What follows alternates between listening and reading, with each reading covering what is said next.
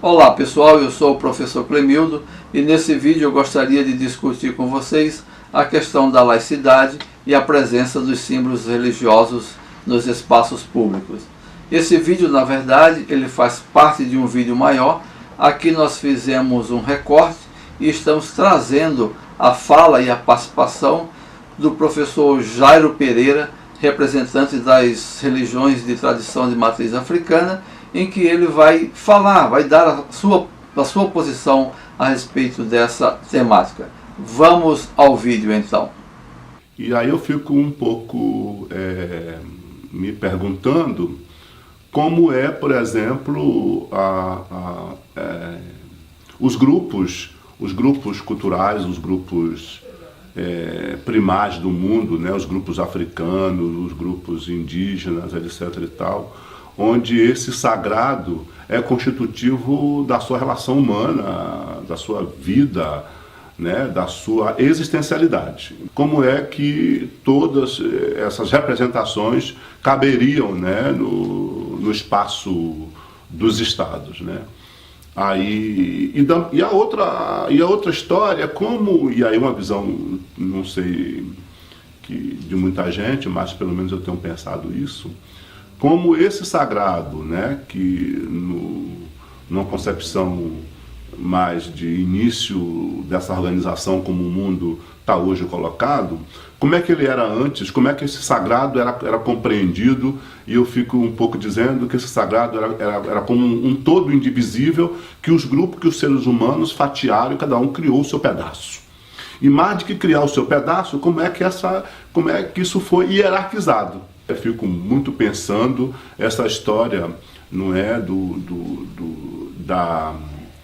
que eu chamo da xenofilia teológica, não é, e que um pouco norteou ali o mundo, ou seja, o contrário da xenofobia teológica.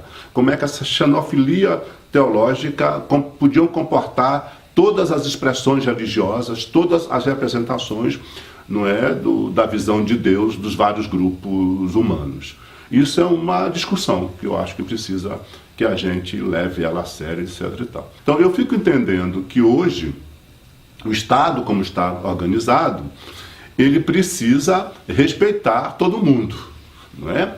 E, por exemplo, do ponto de vista dos africanos ou das religiões de matriz africana, não é? Ou pegando, por exemplo, uma coisa como na diáspora, como na dispersão para o Brasil, as religiões acabaram caindo nessa dicotomia, né, que se criou a partir da teologia judaico-cristã, ou de matriz judaico-cristã, né? Essa dicotomia bem e mal, etc. e tal. Porque, como eu falei antes, para os africanos e para os indígenas, o sagrado é toda a vida, é toda a existência. Entendeu? Então, essas representações do sagrado, porque elas são constitutivas das existências, elas deviam estar corporificadas em todos os espaços, em todos os lugares. Não é? Então, para os africanos, para a visão de mundo africana, essa laicidade não resolveria essa questão cultural, civilizatória, que tem o sagrado imbricado dentro dela. Ele não está compartimentado. Então essa é uma visão. E eu sou da teoria que o Estado, né, laico é aquele que não deveria ter preferência religiosa ou não esboçar nenhum símbolo, mas ao mesmo tempo acho que esse Estado devia ser este lugar de representação de todas, sobretudo daquelas matrizes mais constitutivas da sua organização social, política e etc. e tal. Né? Então eu fico entendendo que é isso. Quer dizer, hoje, nessa hierarquia, né, de bem e de mal, como um grupo percebe um outro como detentor do mal, outro detentor do bem, e aí um quer combater o outro, eu acho que nessa visão o Estado teria que proibir todas as representações materiais de todos os símbolos nos lugares públicos, etc. e tal.